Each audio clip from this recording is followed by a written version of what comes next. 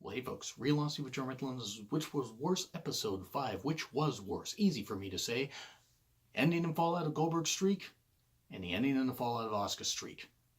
Gotta be honest, this one's going to be hard to figure out. I actually haven't quite fully decided yet.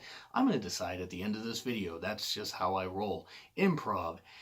I'm scared of doing improv. Kidding anyway, that's the whole point of these videos, just having a whole lot of fun. And shout out to @Hitman683 for suggesting this show topic and various ones. I've now taken it and run with it. I will be having some movie editions also where those might be a little bit shorter, but I'll be comparing certain movies that have certain similarities and which was worse, which was better, or which was the least worst of the two. But I'm not going to go through every single match that both Asuka and Goldberg had. But let's start at the beginning. One, Goldberg never actually started out undefeated. He lost on some house shows. But since house show records were not necessarily kept, or at least, broadcast to the audience at that time, they started out Goldberg as an undefeated guy, undefeated newcomer, beat Bill DeMott, Hugh Morris, and then was going on. He didn't start out as a hugely dominant monster right away. It took a few months. He got laid out at one point by Steve Mongo McMichael, but then beat Steve Mongo McMichael, I believe it's Starrcade 97. He had that infamous match with William Regal. He then captured the U.S. title from Raven, I think in April. I think it was right after Spring Stampede 98. So I think it was like in April. I think it was April 20th, 98. And then won the title from Hulk Hogan on July 6th, 1998. WCW World title on a live Nitro. I did a review of that, by the way, which I think it was a mistake to review that whole episode instead of just reviewing the actual match, because that episode was not very good. I think it was like 12 matches in a 3-hour show and was pretty cluttered. Anyway, so the whole point is Goldberg on this undefeated streak that started right after Fall. I want to say right after Fall Brawl or the week after Fall Brawl, 97, and held the title from that point when he won it. In July 6, 1998, from Hulk Hogan. He held the title until Starrcade 98. So he held it for about 5.5 months, almost 6 months. And he had the match he had matches in between that. He had a match with DDP at Halloween Havoc 98. Great match, by the way. Best match that Goldberg had up to that point, and probably the best match of his WCW run. And I will, of course, be doing a reflection on Halloween Havoc at some point, Halloween Havoc 98. Even though I did a history of that, and there's my WCW playlist, of course, if you guys would like to check that out, it's on this page. But anyway, so Goldberg does this. He has the title. He's getting some big ratings. The crowd is starting to turn against him. That's one thing that people tend to forget. The crowd was starting to turn against Goldberg, and he was still a babyface. He was still this unstoppable monster. He was still this. He was just eating up people and running through them. And he was, I think the longest match he had was either the match against Hogan on that Nitro or the match he had against DDP at Halloween Havoc. And maybe that match actually against Nash at Starrcade 98. But you then, of course, and I've talked about this, and I'll probably actually do a 20-year reflection on the bullshit finish that they did. And I get beating Goldberg didn't bother me as much. It's how they did it. If Nash had beaten Goldberg in a straight-up match, would have been nothing wrong. He would have beat him clean, no controversy, and they could have done a rematch down the road and stuff like that, because he would have had an obligatory rematch, and that would have been fine. But they did kill Goldberg's momentum by doing the whole taser thing, It's like, of course, CM Punk, I believe, on one of the, I think it was on the Goldberg one, the Goldberg Monday Night War edition. Should we zap him with a taser? Good idea? Not a good idea. It's horrible. It's garbage. When something gets hot in this industry, you run with it. You don't zap him with a taser. And that's paraphrasing, of course, what he said, because I think he said more stuff. But they did that and did all that stuff and everything. And then did the whole horseshit finish with the finger poke of doom and that kind of stuff. And then cooled off Goldberg like crazy. I mean, my God, Goldberg is just another guy. Even though he was getting some big reactions, he was just another guy. Eventually, he got to lose, but the way they booked him after that just wasn't going to work. His aura of invincibility was gone, and he didn't have the skills to evolve. Now, let's go to the Asuka side. Asuka comes in with a hell of a lot of hype. She was Kana in Japan. Great. great strikes, striking look, beautiful look, in fact. I think Asuka's probably the most beautiful woman on the roster, my personal opinion, but that's not factoring in on this. She beats Dana Brooke in probably Dana Brooke's best match.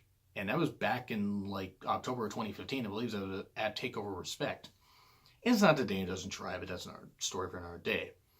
Asuka, there was the point, of course, in the Battle Royal where Asuka got eliminated by Eva Marie, of all people. Eva Marie, this generation's Sable, in the sense that she didn't deserve the push she got, but she did try to get in the ring and take some bumps. That's more than Sable ever did. So, Asuka still had her streak going. They just ignored the fact that that happened. Which, whatever. I mean, it is what it is.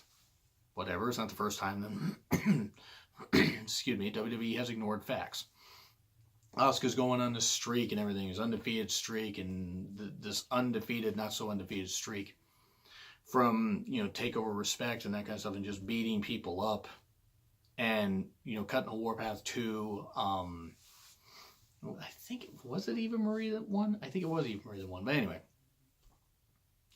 you had this whole thing happen. And maybe it actually was a battle royal with Carmella. And now that I think about it, I think Carmella got a shot at one point when Bayley and Carmella were friends. Which, speaking of which, they probably should try to revive that. If they send Carmella to Raw, if they send Bayley to SmackDown at some point, they probably should try to revive that rivalry. Oh God, they're going to try to do that, aren't they? Next year, at some point, maybe.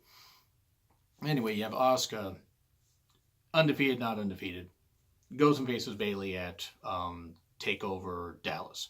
Beats her again at TakeOver, or beats Nia Jax at TakeOver The End, and then TakeOver Brooklyn 2, Electric Boogaloo.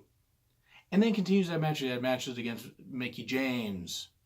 And then I believe it was Peyton, Nikki, and Billie Kay, if I remember right.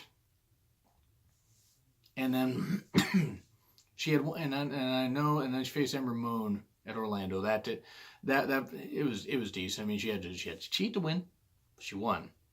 And then faced, I believe, Ruby and Nikki Cross. Ember could not compete at TakeOver Chicago due to a shoulder injury. But then Ember almost beat her and then didn't beat her at TakeOver Brooklyn 3. And then Asuka, suffering an injury, a legit injury, had to relinquish the title. Gets brought up to the main roster. Has a couple good matches with Emma. Is used pretty damn well. Wins the Women's Royal Rumble. Faces off against Charlotte at Mania 34. And loses. Okay. I was a bit shocked. I don't remember the exact words I used as far as the WrestleMania 34 review that myself and the Derbinator did. I remember by the end of the show not being as upset about it because I was like, okay. Looking at it, Battle Royal elimination aside, she had an undefeated streak from October of 2015 to April of 2018. A 2.5-year undefeated streak, essentially. More or less. 2.5-year undefeated streak. Sure, she didn't capture a title on the main roster. But okay, the streak's going to end. Ending it at a WrestleMania isn't the worst idea. And it was clean. It wasn't like there was a controversy.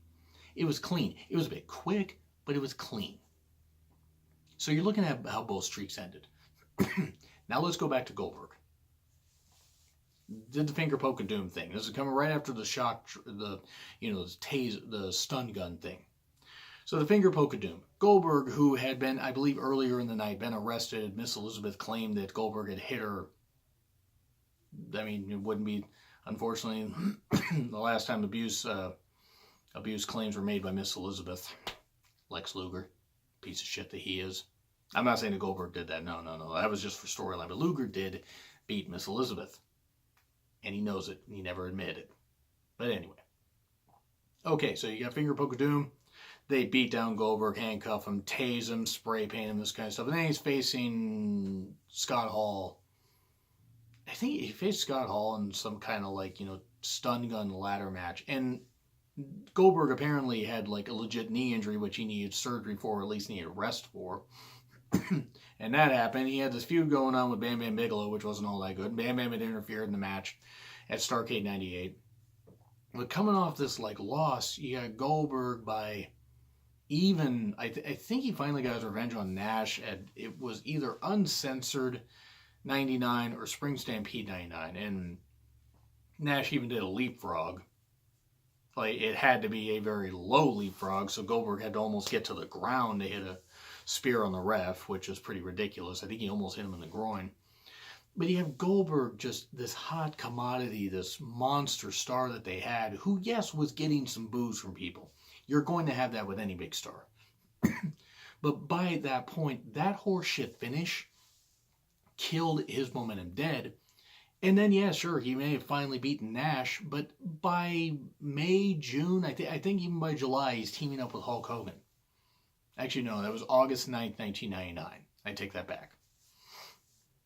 Because Hogan had made his return in the red and yellow, and I think it was in Boise, Idaho, which had I known that show was happening at the time, I would have gone. That would have been kind of cool to go. Boise's only about 8 hours from me. Only 8 hours. I would have driven. But after a few months, Goldberg's just another one of the guys. So no matter how hard he worked, and his character never evolved, he was never going to be more than a guy that just smashed people over.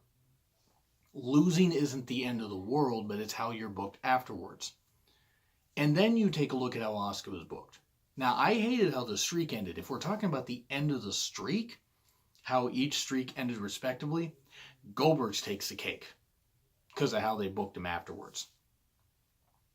That was absolutely, especially with the finger poke of doom and that kind of stuff in the few weeks afterwards.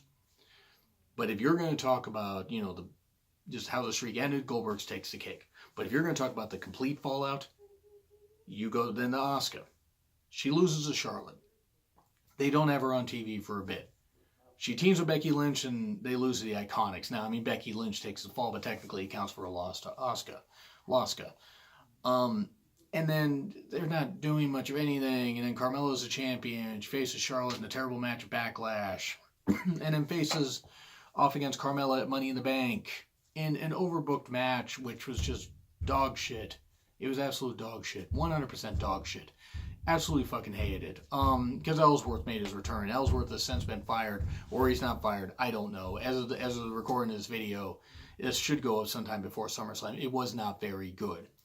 And then you got the match at Extreme Rules with him in the shark cage. They made Asuka just seem meaningless, like she wasn't the killer that she was. Not even the losing that bothered me, but how she lost. Jobbing to somebody like Carmella and the way they had to work around it made Asuka seem stupid. She stood there for an eternity while somebody in Asuka cosplay, or Koska, I don't know how in the world you're going to do this wordplay or how I'm going to do this wordplay, but they're standing looking at, she's standing looking at Ellsworth, and then Ellsworth does the worst wink in the goddamn world. And no, I didn't no, that wasn't an audio break. I paused intentionally and said, it's like he doesn't know how to wink. Granted, I don't either. But you just wink. Just do that instead of the over-animated one. And then the shark cage thing where Asuka's beating up Carmella, and then, Carmella's taking a nap outside. She's kicking the crap out of Ellsworth, kicks the crap out of the security and that kind of stuff. And then Carmella runs her in the cage and then, hits her. Runs her head first in the cage, even though she didn't hit the cage. 1, 2, 3. And now Asuka's momentum isn't just stopped. It's pretty much gone in reverse. No one loss can kill a career. It is how you are booked afterwards. So the fallout of it, I hate to say it, Asuka's fallout has been booked worse. Yes, with Goldberg and this kind of stuff. A lot of things led to WCW's demise. Not using Goldberg, properly after like the end of '98 was one of the things, but also just the AOL Time Warner merger and all that bullshit, and a lot of things. Spending all that money like drunken sailors, and thinking that they were going to live high and everything and get these big ratings. A lot of things led to it, and Hogan and his creative control and all that bullshit led to it.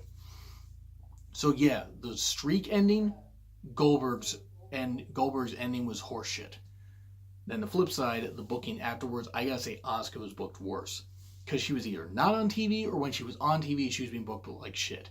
And Asuka, who is, can't have the best match with everybody, is a top tier, great woman's performer. She's a better performer than some of the guys. And this is not a slant against Carmella, who is trying her best. She's not very good, but she's trying her best. But booking that kind of stuff just took Asuka's aura away. And I don't think you're going to get it back. And time will tell. Asuka could be leaving sometime, this year. I mean, whenever her contract's up, if she only signed a 3-year deal. She could be leaving and go back to Japan. She could stick around. I mean, I hope she sticks around, but she should do what she's happy with.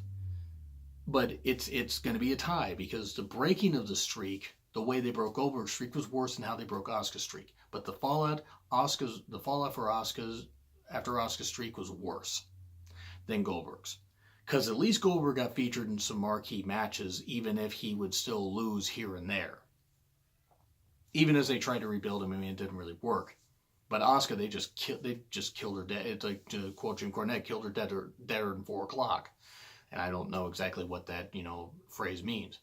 But anyway, that's it. So it's a tie. I mean, if I'm pressed, if somebody puts a figurative gun to my head, I will say overall maybe Goldberg's was worse because he really could have been the savior of the company and they pretty much killed him off. Asuka was seen as invincible and having her lose wasn't the worst. But the booking afterwards was shit. So anyway, that's what I gotta say. Do you agree? Do you disagree with what I said? Like, share, comment, subscribe. Twitter link in the description. It's been real awesome with John Ritlin, and I will see you guys soon.